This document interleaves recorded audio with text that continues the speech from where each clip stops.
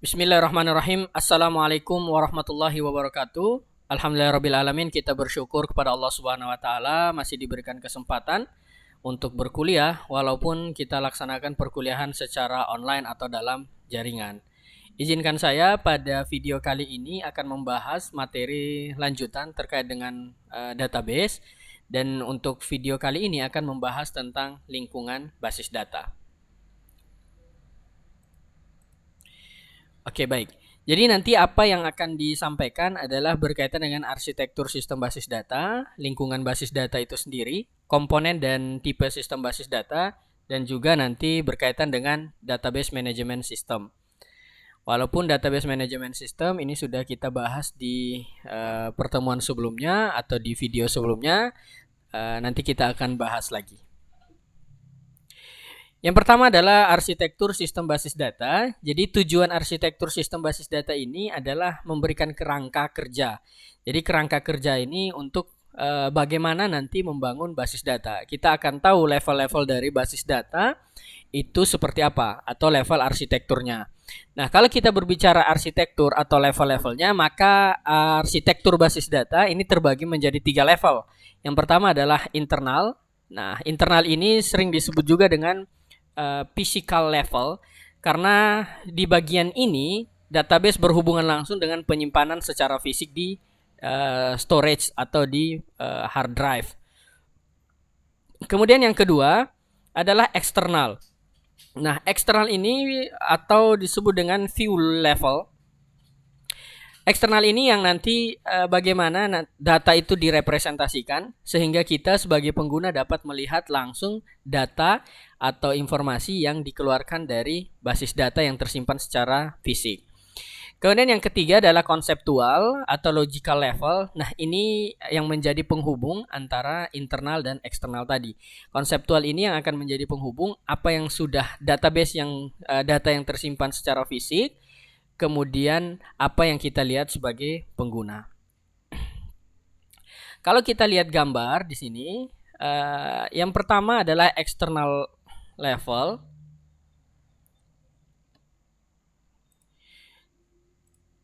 Jadi external level ini adalah apa yang dilihat oleh pengguna. Ya, kita lihat data-datanya sudah tampil di layar komputer kita. Kemudian konseptual, data-data apa saja yang disimpan. Kemudian internal berkaitan dengan bagaimana data tersimpan secara fisik. Jadi ada 3 level internal. Nah, internal, konseptual, dan juga eksternal.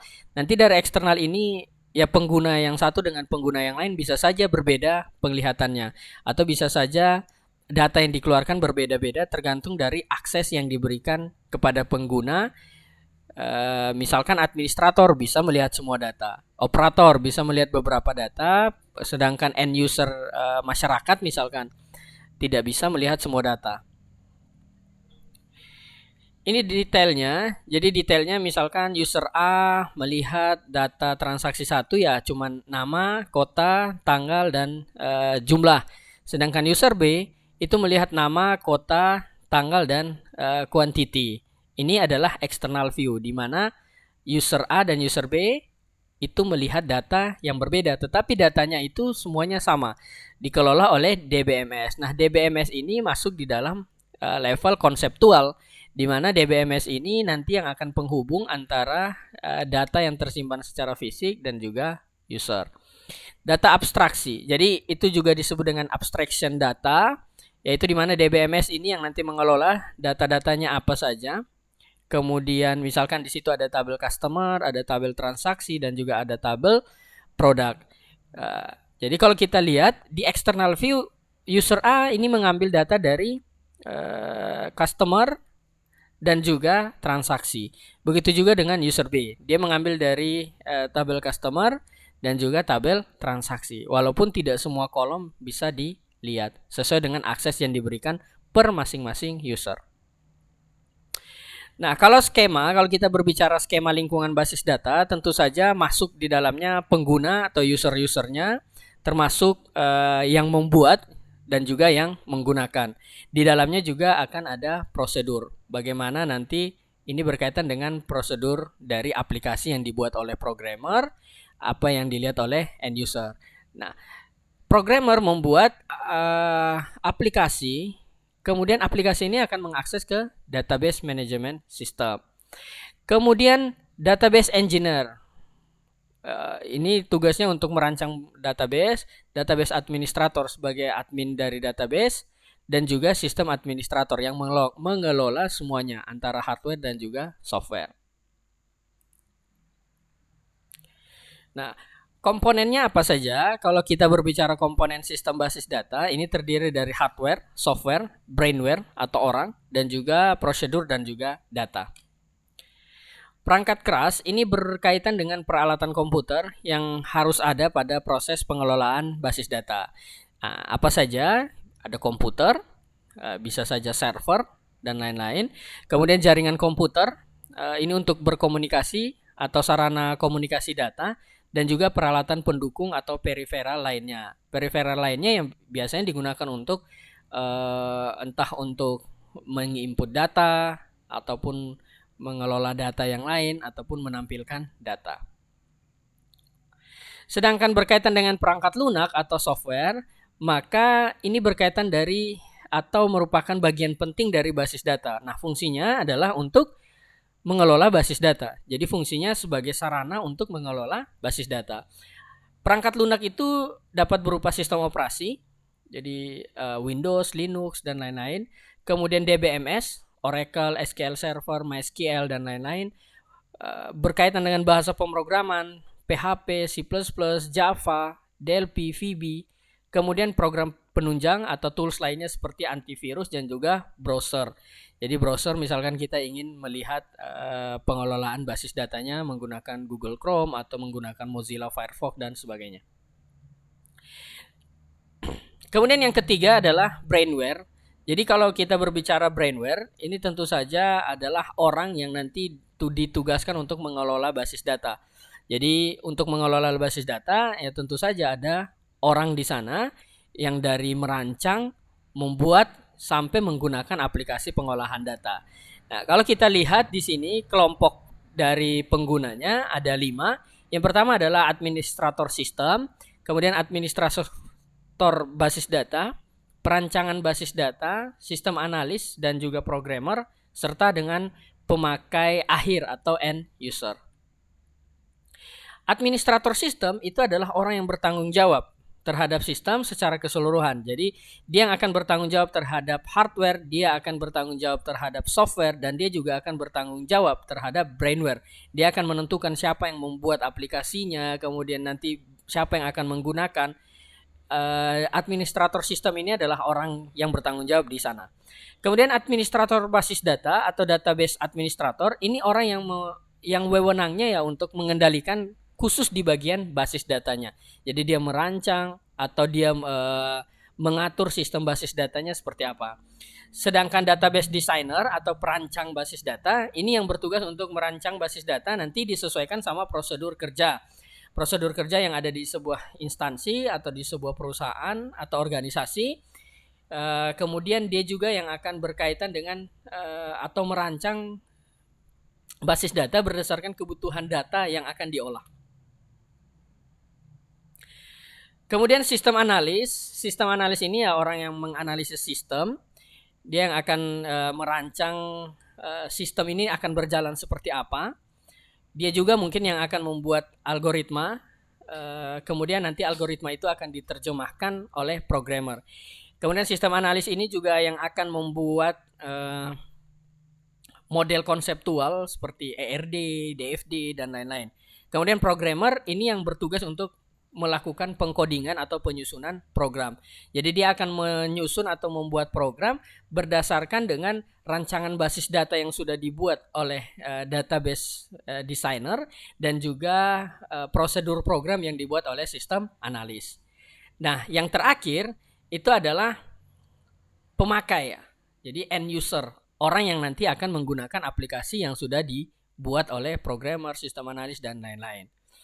Jadi memang secara umum ini akan dibedakan menjadi 4 kelompok, yaitu programmer, pemakai mahir, pemakai umum, dan juga pemakai khusus. Programmer aplikasi ini berkaitan dengan atau dia akan berinteraksi dengan basis data melalui DML. DML itu adalah Data Manipulation Language.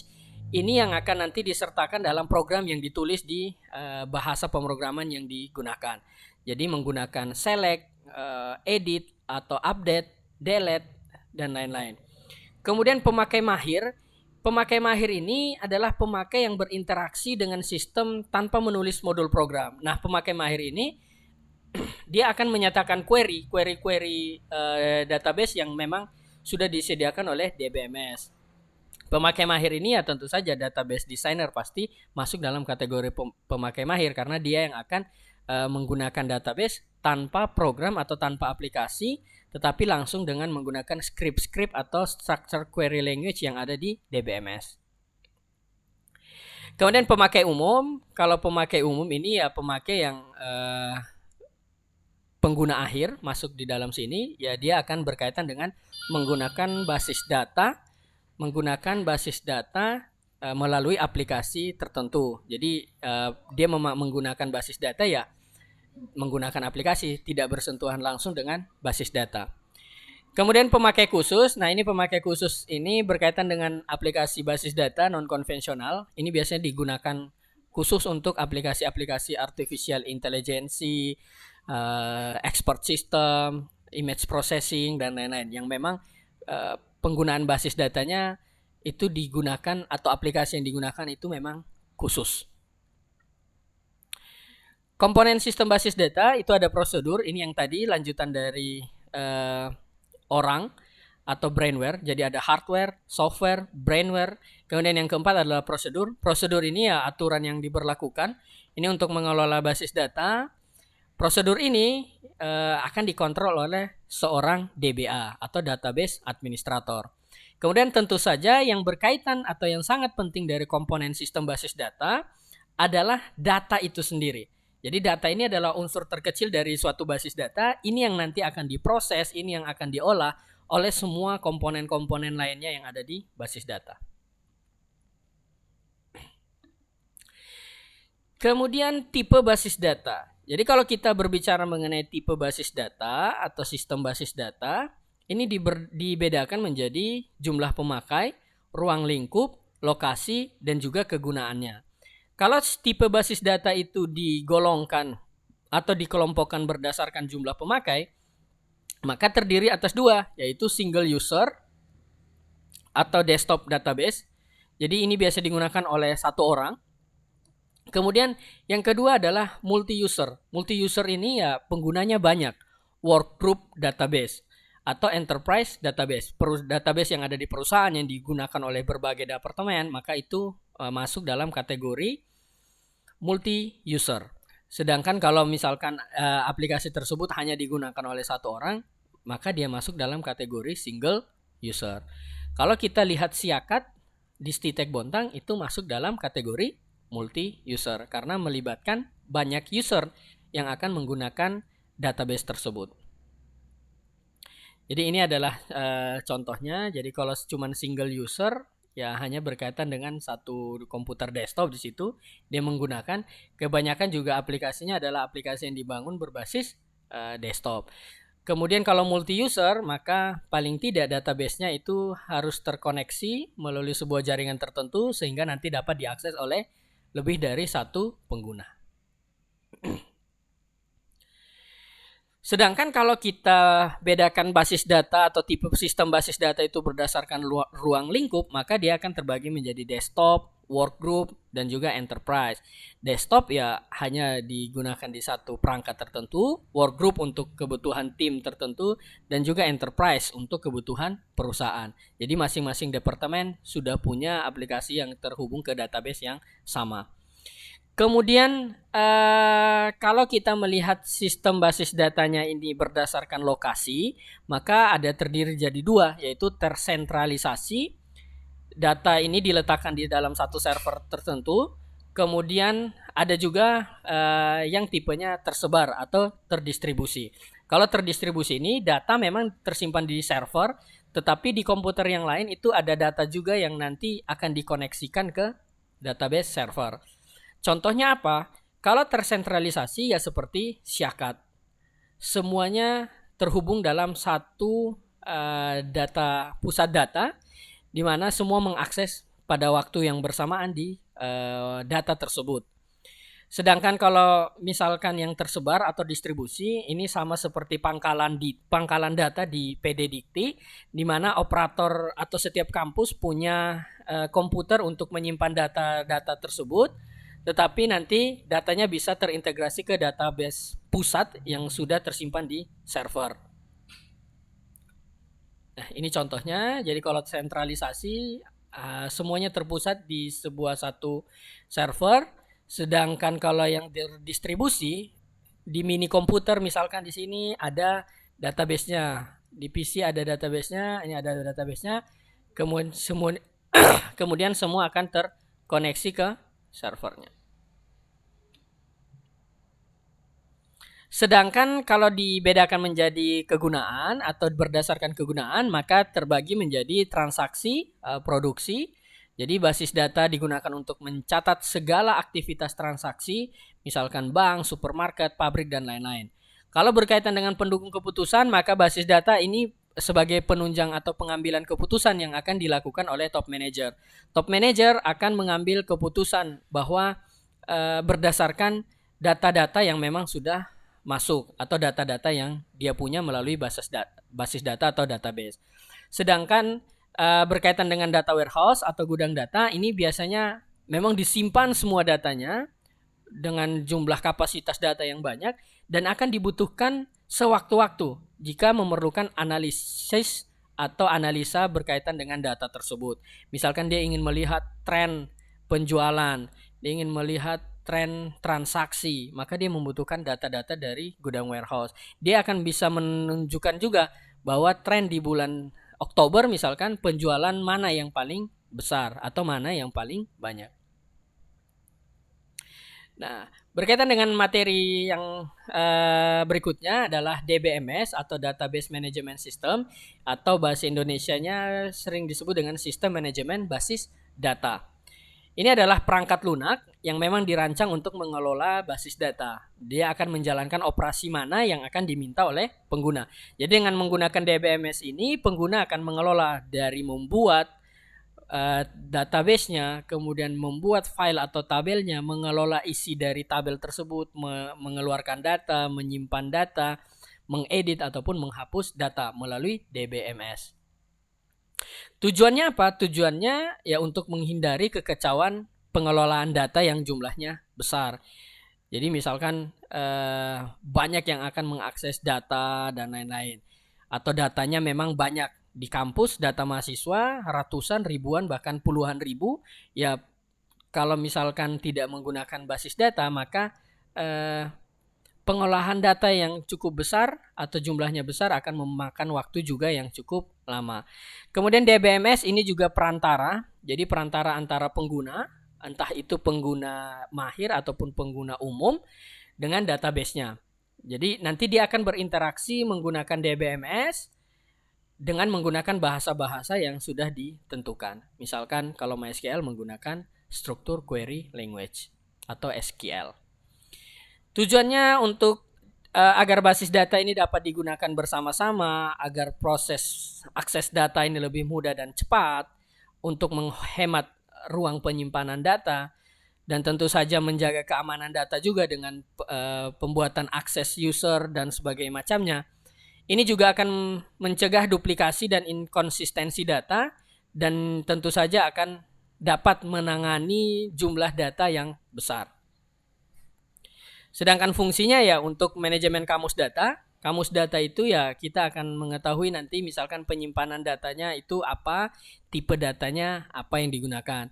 Misalkan nanti kamus data untuk tabel mahasiswa, maka nama lengkap menggunakan tipe apa, NIM-nya menggunakan tipe data apa, kemudian tanggal lahir dan lain-lain menggunakan tipe data yang sudah disediakan oleh DBMS. Fungsinya selain itu juga menyimpan data, transformasi dan penyediaan data, kemudian keamanan, multi user access, ini juga akan atau sebagai fungsi DBMS. Dia juga bisa membackup dan juga merecovery, bisa untuk manajemen integritas data. Kemudian poin 8 dia berkaitan dengan akses basis data baik DDL, Data Definition Language maupun DML atau Data Manipulation Language, dan juga berkaitan dengan antarmuka program aplikasi. Nanti ini juga akan berkaitan dengan komunikasi basis datanya seperti apa. Kelebihannya dapat mengendalikan pengulangan data atau redundansi, memberikan data yang konsisten, informasi yang akan didapatkan itu lebih banyak walaupun jumlah datanya sama.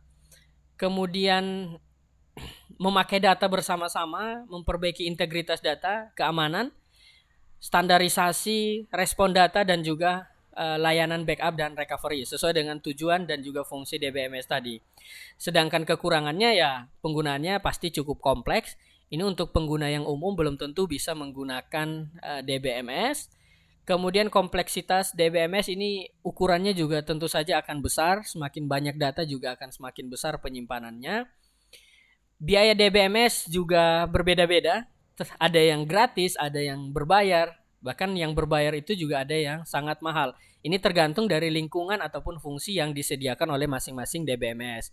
Kemudian pasti ada tambahan biaya untuk hardware. Karena memang berkaitan dengan penyimpanannya. Untuk konversi data dari sistem file ke data DBMS juga memerlukan biaya. Performa kinerja ini menurun. Jadi semakin lama mungkin kita menggunakan, semakin banyak data yang tersimpan, performa kinerjanya juga akan semakin melambat. Dan juga kekurangan DBMS adalah kalau misalkan performanya itu menurun, maka akan mengakibatkan kegagalan pengambilan data yang juga lebih besar. Itu berkaitan dengan kinerja dan juga performa dari aplikasi. Karena pengguna akhir ya tidak mau tahu, dia maunya ya mengambil data yang sudah ada dengan cepat. Sedangkan kalau kita menggunakan database katakanlah yang free, yang memang terbatas penyimpanannya, setiap hari melakukan transaksi, berarti setiap hari melakukan penginputan data ke database, maka itu akan membuat program juga akan semakin lambat. Berbeda kalau misalkan dengan modal yang cukup, DBMS-nya adalah DBMS yang berbayar.